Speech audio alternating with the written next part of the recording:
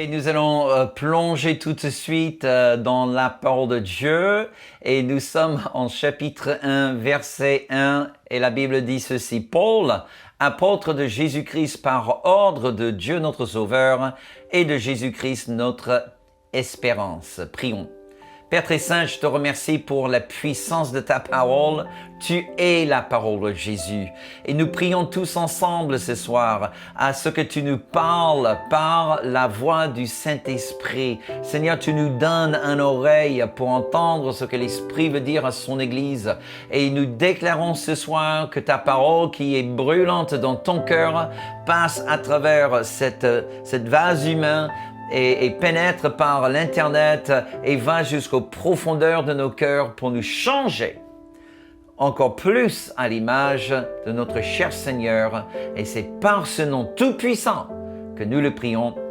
Amen. Voilà, vous dites, Robert, il y a très peu de profondeur dans le verset 1. Et combien de fois, toi et moi, on a lu des textes comme ça dans la Bible et on passe très vite. Mais mes amis, vous allez voir qu'il y a déjà, dès les premiers mots qui sortent de la bouche de Paul ou qui partent par son stylo, que déjà nous sommes dans les eaux profondes. Donc Paul, il commence sa lettre avec une salutation assez habituelle dans la Bible, même si dans notre langage d'aujourd'hui, on ne parle pas de cette manière. Dans les 13 épîtres accrédités à Paul, dans 9 de ces épîtres, il utilise une salutation semblable, c'est-à-dire Paul, un apôtre de Jésus-Christ, ou une forme de celle-ci. Donc, vous dites, mais pourquoi juste 9 sur 13 ? Pourquoi pas tous les 13 ? Alors, dans les 4, là où Paul ne fait pas mention de son apostolat, nous trouvons 1 et 2 Thessaloniciens, Philippiens et Philémon. Alors, très intéressant. Donc, déjà, Philémon, c'est assez compréhensible parce que Paul écrit ses lettres pour lui demander une faveur énorme, c'est-à-dire libérer Onésime pour qu'il puisse aller accomplir son ministère à Éphèse. En fait, c'était ça. Paul a demandé une faveur. Donc, c'est quand même assez sage de sa part, je pense, de ne pas faire mention de son apostolat. Dans les 3 autres épîtres, c'est très intéressant. Tous les 3 sont co-écrits par Timothée. Les 3 épîtres de Paul, là où il n'y a aucune mention de son apostolat, c'est Timothée qui les co-écrit. Peut-être même c'est Timothée qui les a écrits et que Paul a simplement mis le sceau. Quoi qu'il en soit, cela pourrait nous expliquer pourquoi ces épîtres ne portent pas cette salutation apostolique. Néanmoins, on peut dire, en conclusion, que toutes les lettres que Paul a écrites par ses mains, il a toujours ajouté Paul, un apôtre de Jésus-Christ. Pour les 2 autres apôtres qui ont contribué au Nouveau Testament, c'est-à-dire Pierre et Jean, c'est intéressant de noter que Pierre, dans ces 2 épîtres, il fait aussi mention de son apostolat. Alors Jean, par contre, est plutôt l'exception. Alors Jean ne fait aucune mention de lui, ni de son ministère en 1 Jean, 2 Jean et 3 Jean. Il y a juste simplement cette référence au fait qu'il est un ancien. C'est tout. Alors les 2 autres contributeurs au Nouveau Testament, c'est-à-dire Jacques et Jude, les demi-frères de Jésus, font mention tout simplement qu'ils sont des serviteurs de Dieu. Mais quand même, si aujourd'hui tu reçois une lettre de la part d'un PDG d'une grande société, telle que IBM ou Apple ou Microsoft, vous attendrez quand même voir le nom de la personne qui t'écrit avec quand même la reconnaissance de son titre ou de sa fonction dans cette boîte. Donc, dans le même sens, le fait que quelqu'un écrit au 1er siècle, en donnant le nom, suivi de sa fonction le plus reconnu, était tout à fait légitime. C'était une forme, tout simplement, d'identifier la personne qui t'écrit. D'accord ? Voilà. Donc, les gens ne voyaient pas ça du tout comme quelque chose de bizarre. Maintenant, Paul, il dit qu'il est un apôtre du Seigneur Jésus-Christ, chose qui est absolument extraordinaire. Tu ne verras jamais dans le Nouveau Testament quelqu'un dire un apôtre de Dieu. Ça se trouve pas. Ou un apôtre du Saint-Esprit. Ou un apôtre du Père. Non, ça se trouve pas. Et pourquoi? Parce que, je vous rappelle, selon Éphésiens 4 et le verset 11, Jésus donne à l'Église les 5 ministères, apôtres, prophètes, évangélistes, pasteurs et docteurs. C'est l'Église de Jésus, l'Église que construit, c'est Jésus qui construit son Église, Jésus qui revient pour l'Église, qui va la présenter au Père, et donc c'est Jésus qui établit les dons ou les cadeaux ou les ministères dans son Église. Donc dans l'Ancien Testament, on voit des gens dont on dit un prophète de Dieu. Mais dans le Nouveau Testament, dans la Nouvelle Alliance, il n'y a pas de prophète de Dieu, il y a prophète de Jésus. Okay? Et les 5 ministères, je vous rappelle, sont envoyés à l'Église pour 3 raisons très spécifiques. Amener les chrétiens vers la maturité, équiper et former les chrétiens pour l'œuvre du ministère, et 3, édifier le corps de Christ. Et les 5 ministères viennent de Jésus, envoyés à l'Église pour ces 3 raisons. Et mes amis, je vous rappelle, ce ne sont pas l'Église qui sert les ministères, c'est les ministères qui sont là au service de l'Église. Et alors Paul, il dit qu'il est apôtre par un commandement de Dieu. Okay? Il n'est pas un apôtre de Dieu, mais il est un apôtre par le commandement de Dieu. Le mot commandement est le mot épidagé, en grec, épidagé, qui signifie une injonction ou un décret. Imagine un instant que je vais au commissariat de police à la plaine Saint-Denis et que dès que j'entre, je commence à donner des ordres aux policiers, ce qu'ils doivent faire pour faire en sorte que la loi soit bien respectée. Alors ils vont me regarder comme si j'étais fou. Et dans le même sens, si un policier vient dans l'église et il ouvre sa Bible et commence à nous dire ce que nous devons faire pour obéir à la parole de Dieu, on lui prendrait aussi pour un fou. Pourquoi? Parce que chacun a sa juridiction. Et dans le même sens, le ministère, bien que le ministère est de Jésus, mais le ministère est établi, mes amis, par un décret céleste. Un homme ne reçoit jamais son ministère par un autre homme. Néanmoins, il y a un principe qui est très important dans la Bible, et j'aimerais quand même faire mention, parce qu'il y a un abus terrible dans l'Église de Jésus-Christ aujourd'hui. Voici le principe. Dieu établit, mais l'homme reconnaît. Je répète. Dieu établit, mais l'homme reconnaît. Nous pouvons voir ce principe même dans le ministère de Jésus. Dans l'Évangile selon Jean, chapitre 5, les Juifs viennent à Jésus pour en quelque sorte lui demander par quelle autorité, par quelle juridiction enseignes-tu le peuple? En d'autres termes, il disait, Jésus, nous ne reconnaissons pas ton ministère. Et d'où vient la reconnaissance du ministère? Parce que si ton ministère n'est pas reconnu, ton ministère est illégitime. Et ils auraient eu bien raison. Alors, que dit Jésus? Écoutez ce qu'il dit. C'est absolument extraordinaire, verset 31. Jésus dit ceci. Si c'est moi qui rends témoignage de moi-même, mon témoignage n'est pas vrai. Vous avez bien entendu. Si je rends témoignage de moi-même, et c'est-à-dire qu'il n'y a aucune autre reconnaissance, ce n'est que moi qui me reconnais, ma reconnaissance est fausse. Mon témoignage est faux. Et j'aimerais vraiment que ça pénètre dans les profondeurs de nos âmes ce soir. Alors, Jésus dit, voilà, il répond à la question, mais qui paraît-il, a reconnu le ministère de Jésus? Parce que, et j'insiste là-dessus, la reconnaissance ne vient jamais par les gens qui nous suivent. La reconnaissance vient par ceux qui sont déjà établis, qui sont déjà eux-mêmes reconnus. Alors, qui était déjà établi avant Jésus? Qui avait un ministère plus important que celui de Jésus, qui aurait pu le reconnaître? Jésus, il y avait bien et bien quelqu'un, nommé Jean-Baptiste. Parce que je vous rappelle, mes amis, que Jésus, il a dit de Jean qu'il était le plus grand de tous les prophètes. C'est-à-dire que Jean-Baptiste était un prophète de l'Ancien Testament. C'est vrai, sa vie est écrite dans ce que nous appelons le Nouveau Testament, Mais si vous voulez, le ministère qu'il exerçait, il exerçait par la grâce de l'Ancien Testament. Jésus n'est pas encore mort sur la croix, il n'est pas encore ressuscité. La nouvelle alliance n'est pas encore inaugurée par le sang de Jésus.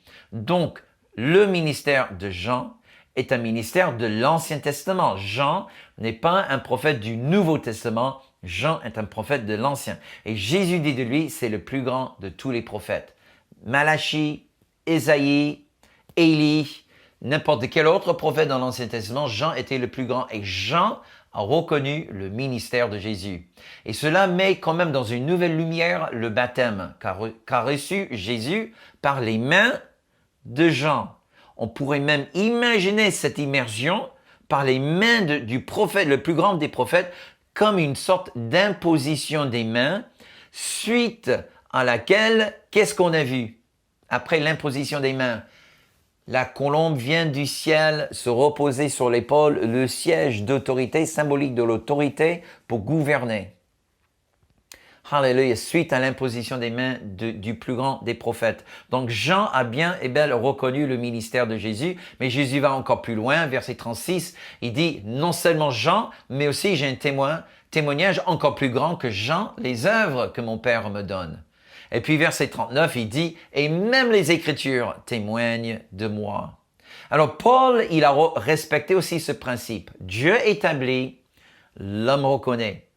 Parce qu'en Galates chapitre 2, verset 9, nous pouvons lire que Paul, avec Barnabas, bien entendu, sont allés à Jérusalem et après avoir parlé avec Jacques, Céphas, un autre nom pour Pierre, et Jean, ces trois-là, avec tous les autres apôtres et les leaders à Jérusalem, la Bible, j'aime bien le langage poétique parfois dans la Bible. La Bible dit en Galates 2.9, ils leur ont donné la main d'association. La main d'association. Le mot association est le mot koinonia en grec, qui signifie partenariat. Alléluia, de prendre part à quelque chose. Donc, c'était vraiment une reconnaissance par la main de l'homme. Et je crois, mes amis, qu'il est bien temps dans l'Église de Jésus-Christ aujourd'hui de venir à l'aide de tous ces jeunes qui partent sans être envoyés. Ces jeunes qui se proclament loin de Dieu sans jamais avoir reçu l'imposition des mains, qui impriment les flyers, des affiches, apôtre tel et tel, prophète tel et tel.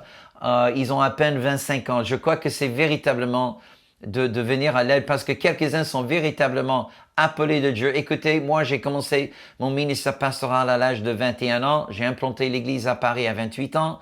Donc j'étais un jeune, j'ai fait pas mal d'erreurs. J'ai perdu énormément de temps. Mais je n'avais pas un mentor, je n'avais pas un père spirituel à l'époque qui était prêt à me prendre sous ses ailes. Mais je crois qu'aujourd'hui, il y a des pères dans l'église, il y a des mentors. Et il faut comprendre que Dieu donne véritablement le cœur de fils à nos jeunes d'aujourd'hui et le cœur de père aux aînés.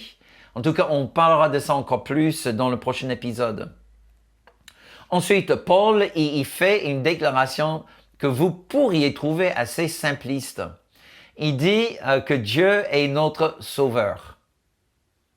Alors honnêtement, il y a peu de choses qui sont aussi simples.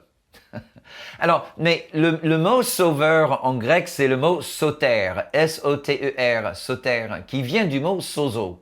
Alors, sozo, c'est un mot extraordinaire en grec, qui signifie sauver, délivrer, protéger, guérir, restaurer, rendre entier.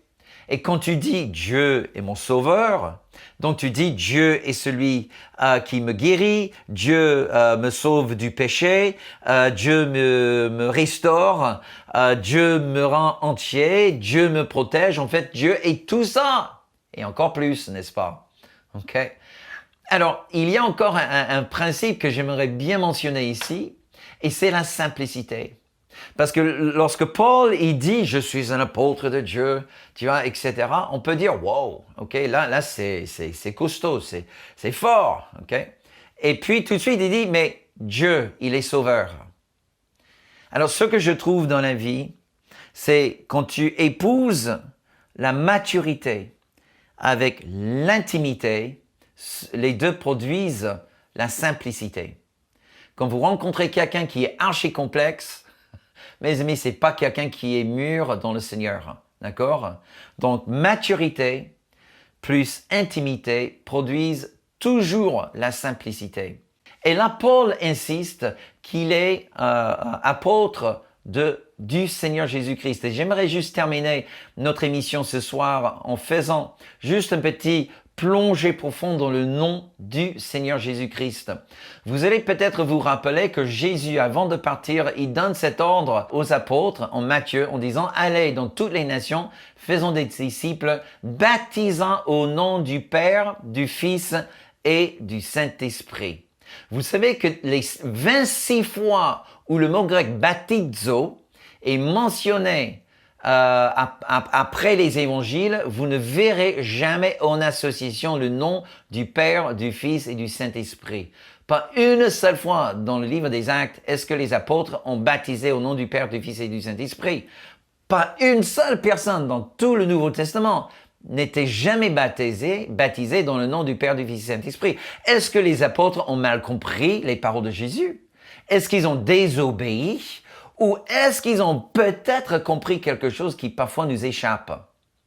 Et je crois, mes amis, que la Trinité, la révélation, le mystère de la Trinité nous cache cette révélation. Nous savons que dans l'Ancien Testament, le tétragramme, le nom de Dieu, YHWH, on appelle ça le tétragramme. Parfois, on le prononce aussi Yahweh ou Yehovah, est toujours traduit éternel en français. Est-ce que vous savez que dans la traduction grecque qui prédate Jésus, Jésus lisait probablement la traduction grecque. Donc, le tétragramme était toujours traduit Seigneur. Donc, quand nous voyons Dieu dans le rôle du Père, même dans l'Ancien Testament, c'est toujours par le nom de Yahweh, ou toujours traduit dans la langue grecque, Seigneur. Donc, même chaque fois quand on évoque le mot Seigneur, dans la langue grecque, on fait une référence à Dieu le Père. Alors, nous savons aussi que la deuxième personne de la Trinité est toujours la manifestation physique de Dieu. Que ce soit Dieu qui marche dans le jardin d'Éden, que ce soit Dieu qui vient de déjeuner avec Abraham, que ce soit Dieu qui se manifeste dans un étable à Nazareth, à Bethléem, et on lui donne le nom de Jésus. Chaque fois dans la Bible où vous voyez une manifestation physique et tangible de Dieu, c'est toujours la deuxième personne de la Trinité. Et lors de son incarnation, il y a 2000 ans maintenant, lors de son incarnation, on lui donne le nom Jésus. Donc, chaque fois, le mot « fils » fait référence à Jésus. Et puis, vous savez que le mot « Christ » en français est traduit du mot grec « Christos ». Christos qui vient du mot grec « kryo » qui signifie « oindre pour servir ». Donc, il y a toujours un lien très fort entre l'onction et l'œuvre du Saint-Esprit. Chaque fois que quelqu'un est oint, il est oint du Saint-Esprit. Le Père ne va jamais oindre quelqu'un de Jésus, il va oindre du Saint-Esprit. D'accord? Donc, la référence Christos ou Christ est toujours une référence à l'onction du Saint-Esprit, la troisième personne de la Trinité. Donc, mes amis, quand vous voyez le nom Seigneur, Jésus, Christ, qu'est-ce que vous avez? Vous avez le Père, le Fils et le Saint-Esprit. Comme dit en Colossiens 1, verset 9, toute la plénitude de Dieu. Voilà pour notre 4e épisode. J'espère que dans ces premiers mots dans la lettre à Timothée, que le Saint-Esprit vous a parlé ce soir. Alléluia. Oh, que Dieu vous bénisse et que Dieu bénisse la bonne semence de sa parole. Donc, avant de nous quitter ce soir, j'aimerais vous demander de faire 3 petites choses pour moi, si vous voulez bien. Donc, déjà numéro 1, est-ce que vous voulez bien vous abonner à notre chaîne YouTube? Ça va vraiment nous aider. Numéro 2, cliquez bien sur la pouce pour signaler que vous avez apprécié cet enseignement. Et troisième chose, si vous voulez que YouTube vous informe lorsque nous postions une nouvelle vidéo sur notre chaîne, cliquez sur la petite cloche.